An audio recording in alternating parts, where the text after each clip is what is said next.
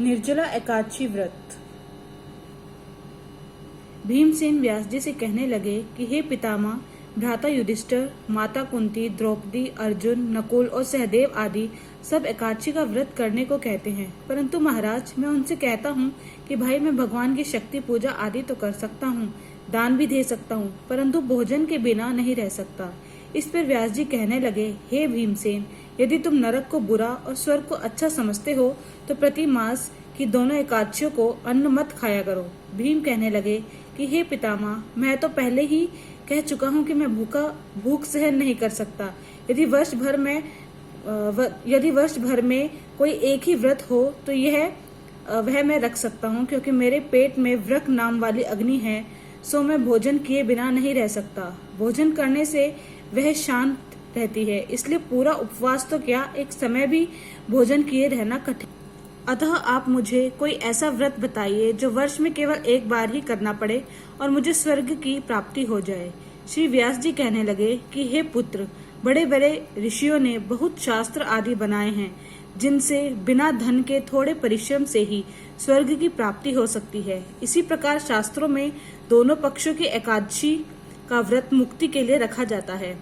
व्यास जी के वचन सुनकर भीमसेन नरक में जाने के नाम से भयभीत हो गए और कांपकर कहने लगे कि अब क्या करूं? मास में 2 व्रत तो मैं नहीं कर सकता, हाँ वर्ष में 1 व्रत करने का प्रयत्न अवश्य कर सकता हूँ। अतः वर्ष में 1 दिन व्रत करने से यदि मेरी मुक्ति हो जाए तो ऐसा कोई व्रत बताइए। यह सुनकर व्यास जी कहने लगे कि वृषभ और मिथुन की संक्रांति के बीच ज्येष्ठ मास की शुक्ल पक्ष की जो एकादशी आती है उसका नाम निर्जला है। तुम उस एकादशी का व्रत करो। इस एकादशी के व्रत में स्नान और आचमन के सिवा जल वर्जित है।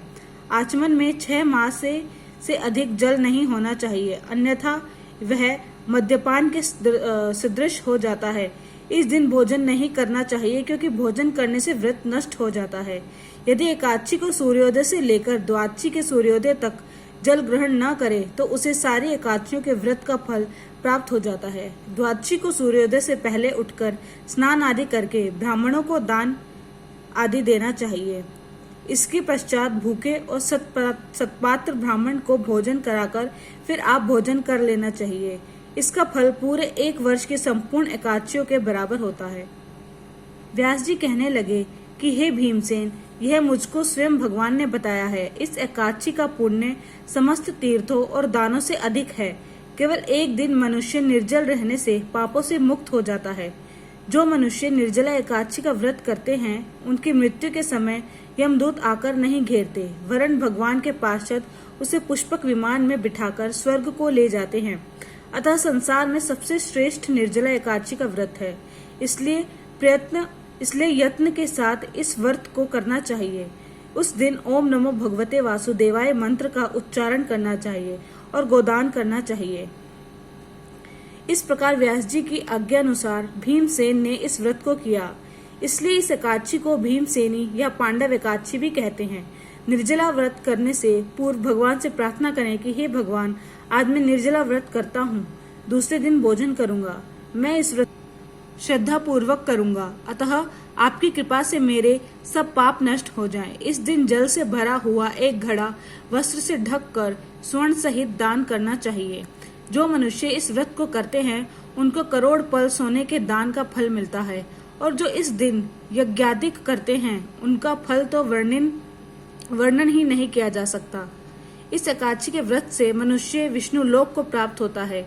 जो मनुष्य इस दिन अन्न खाते हैं वे चांडाल के समान हैं, वे अंत में नरक में जाते हैं। जिसने निर्जला एकादशी का व्रत किया है वह चाहे ब्रह्म हत्यारा हो, मद्यपान करता हो, चोरी की हो या गुरु के साथ द्वेष किया हो, मगर इस व्रत के प्रभाव से स्वर्ग जाता है। हे कुंती पुत्र, जो पुरुष या स्त्री श्रद्धा पूर्वक इस व्रत को करते हैं उन्हें अग्रलिखित कर्म करने चाहिए। प्रथम भगवान का पूजन, फिर गोदान, ब्राह्मणों को मिष्ठान व दक्षिणा देना चाहिए तथा जल से भरे कलश का दान अवश्य करना चाहिए। निर्जला के दिन अन्न, वस्त्र, उपाहन आदि का दान भी करना चाहिए। जो मनुष्य भक्ति पूर्वक इस कथा को पढ़ते या सुनते हैं उन्हें निश्चय ही स्वर्ग की प्राप्ति होती है। ओम नमो भगवते वासुदेवाय।